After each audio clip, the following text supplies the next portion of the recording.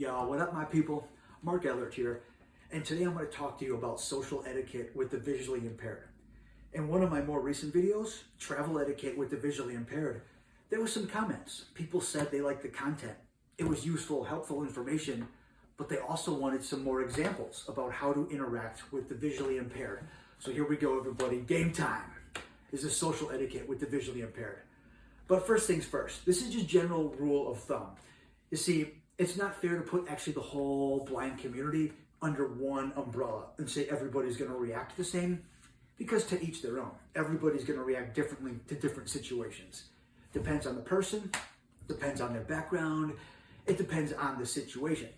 See, I lost my vision at the age of 19 from a traumatic brain injury. As somebody that went from 20/20 vision to total blindness from a brain injury, I'm going to react much differently than someone that was born with their vision loss. I'm still going through the adjustment, adapting to losing my vision. I have post-traumatic stress disorder. I have a high anxiety disorder. I'm going to react differently. I'm much more on edge and much more jumpy than somebody who lost their vision. Or no, sorry, not lost, but had it since birth. I lost my vision. I'm that guy. See, like, for instance, say I'm across the street over at the local pub or something, having myself a pint. A bar is actually a loud, crowded environment, and I'm used to that. I anticipate it to be loud and crowded, and when someone actually just bumps into me, gives me a little elbow, or someone's trying to get my attention, taps me on the shoulder, I'm not going to be as startled, because it's a loud environment. I'm already used to drunk, obnoxious people bumping into people and it being crowded. I'm anticipating people making contact with me without any warning. I mean, because the bar is so loud too, even if they tried to say my name first, they'd be like, hey, you! I'm not going to make the eye contact. I'm not going to know they're talking to me, and it's going to be loud. So if they want to get my attention, it's cool. They can just, nub me with a little elbow thing going on, tap me on the shoulder. That kind of environment, it's pretty normal to make contact first and not have to worry about the person's reaction. We're used to that. But say I'm sitting actually at a bench in the middle of a park in the middle of nowhere with not people around me, and it's pretty quiet. I'm not going to react the same way. In the bar, if you walk up to me and tap me on the shoulder, like, yo, what up, though? If I'm on a bench and you walk up to me and give me no audio cues or no forewarning and you just tap me on the shoulder, wah! I'm going to jump out of my skin. I'm not anticipating it. It's going to scare the crap out of me. So that's why when it's quieter, when you actually know the person is going to be able to actually hear you, it's good to say something to them so they can have that anticipation and know you're approaching. But in a loud environment, it's not going to be a big deal. But also, it depends on the people you're with, because you eventually start to pick up on people's cues. Like, say my girlfriend, for instance, she's my special lady. I'm used to hanging out with her on the couch and doing our thing. If she wants to cuddle up to me, I'm going to be noticing in her body language when she's ready to put her arm around me, when she's getting close to me. I can really pick up on her signs because I'm around her long enough. Same thing if me and her are walking down the street doing our thing.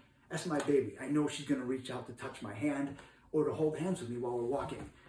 And see, because it's my girl, I anticipate that.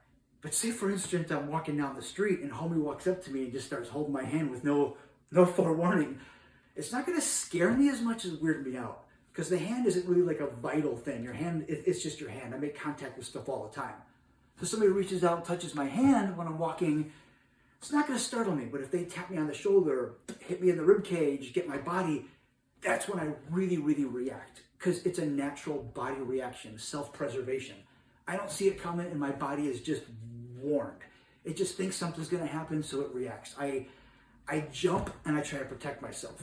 And now people will notice, and they're like, I'm so sorry. And I explain. I'm like, hey, it's okay. It's cool. It's just a natural body reaction. It's me reacting. I know you didn't mean harm, and it's all good. And so, again, when somebody grabs my hand, I'm not going to react the same way they do when they make body contact. And when someone that takes my hand, if anything, I'm going to be weirded out by it. I'm just going to cross the street. I'm like, hey, what the fuck? Why don't you buy me a drink first? You're going to hold my hand walking down the street? Not going to do it. But yeah, also, like I was saying, it depends where on the body you make contact. And it depends also the people you're with. It's like I said, I know my lady, so I know her cues. And I always have those few friends of mine that they startle me a lot. They'll tap me on the shoulder, he'll hit me, and I'll jump out of my skin. And they're like, dude, I'm so sorry. I always forget. And they feel guilty, but I just tell them, hey, look, don't worry. I know you don't do it on purpose. It's you just interacting with me like a human being. You just treat me like a normal person. I know it's not intentional. So I always just let it go. And plus, I know that person, it's their habit. It's something they do, and they don't do it on purpose. I forgive Joe. Joe's just that guy who doesn't mean to, and it's one of those things that happens. So I can let it slide.